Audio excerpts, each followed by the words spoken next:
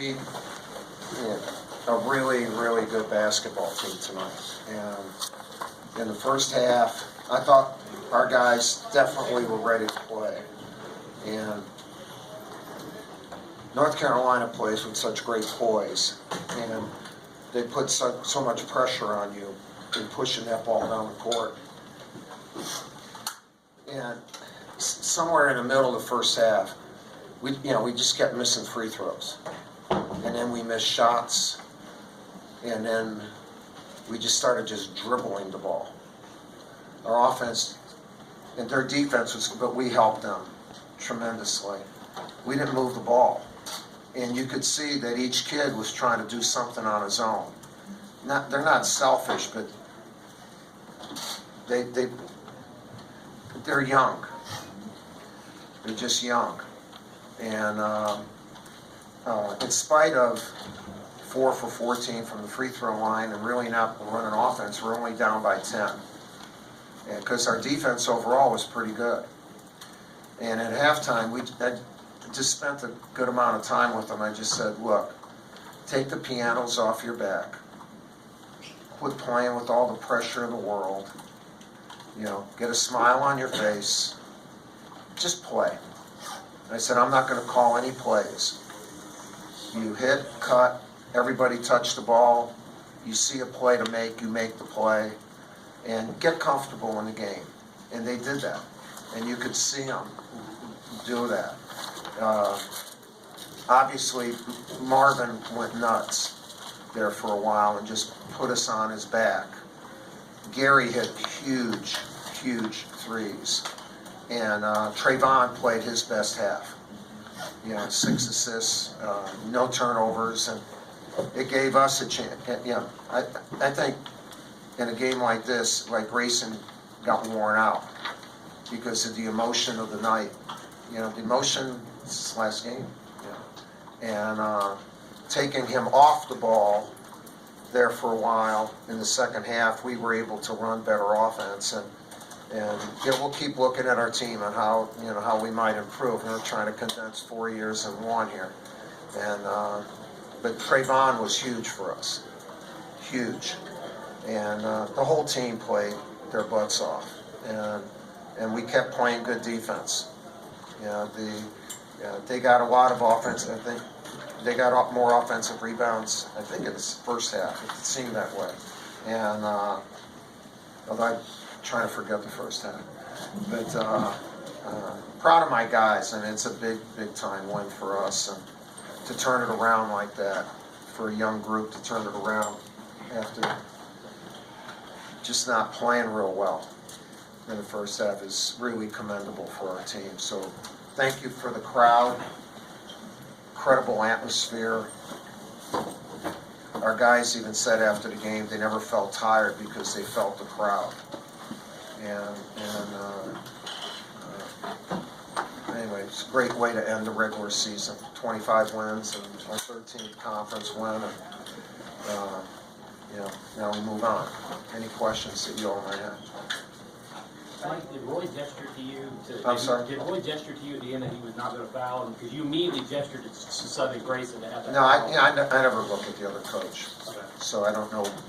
He may have tried. Okay. No, whether Roy and I are good friends, I just never look at the other coach. I'm supposed to look at my team.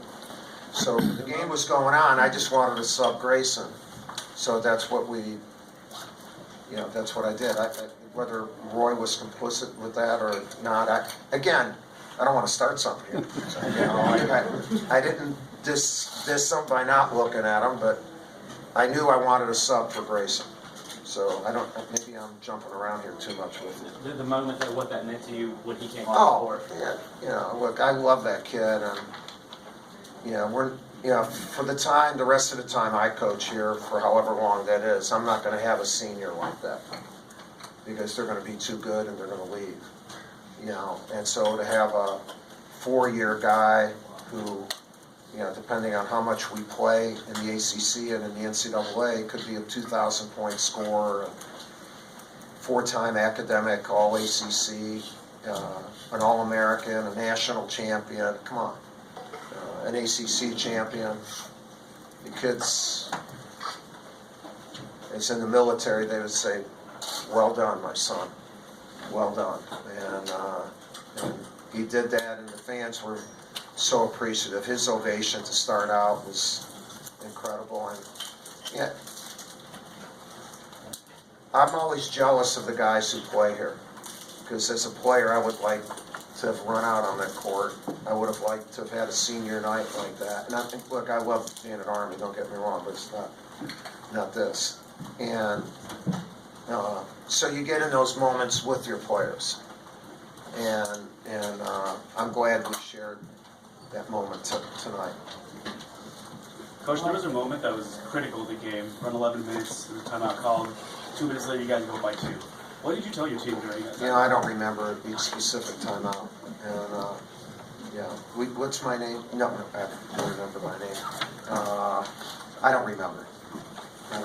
Probably something good. Something. Maybe let me think about something. No, I don't want to lie. I don't remember. Probably just keep it going. The message that you kind of... Yeah, just keep it going. Like you're doing a good job,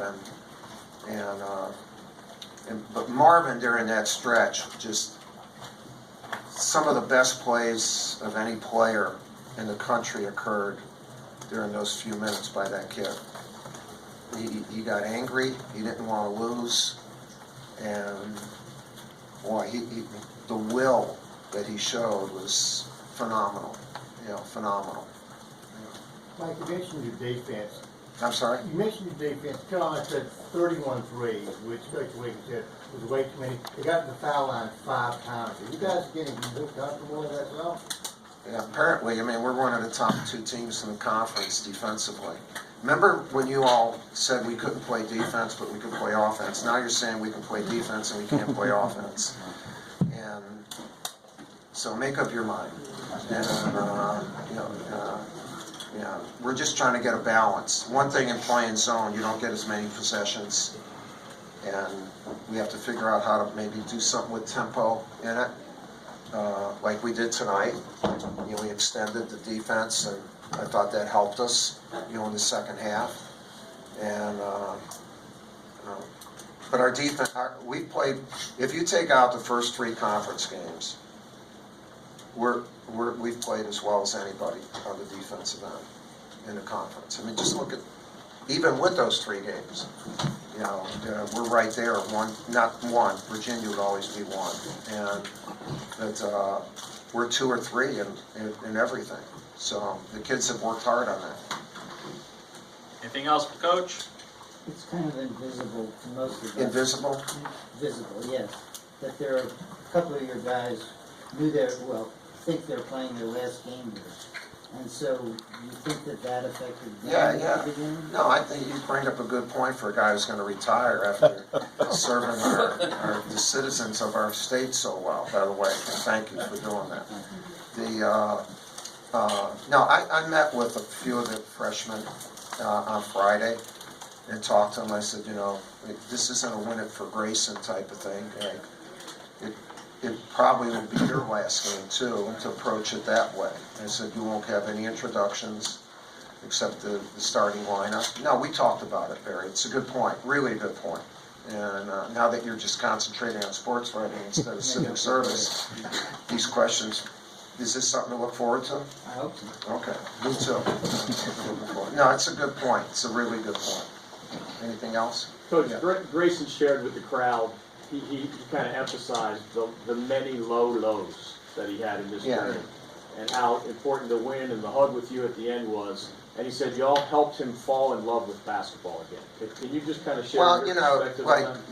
It's kind of what happens to a kid in college.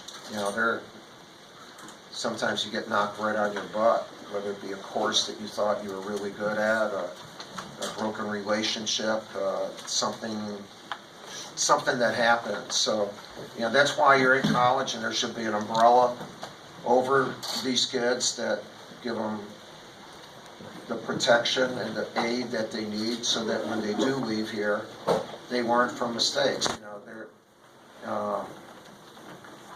I would not be a proponent for a trophy for everyone, because you never teach your kid how to lose and how to react to adversity.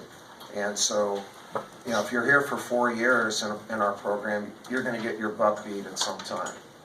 And he got his butt beat in a lot of different ways, but he had the umbrella, not just me. He had a lot of people who were supportive of him and our fans. And, you know, that's what all these kids need. They need that level of support. And, you know, what a way to end. You know, what a way to end. All right, thanks a lot. Okay.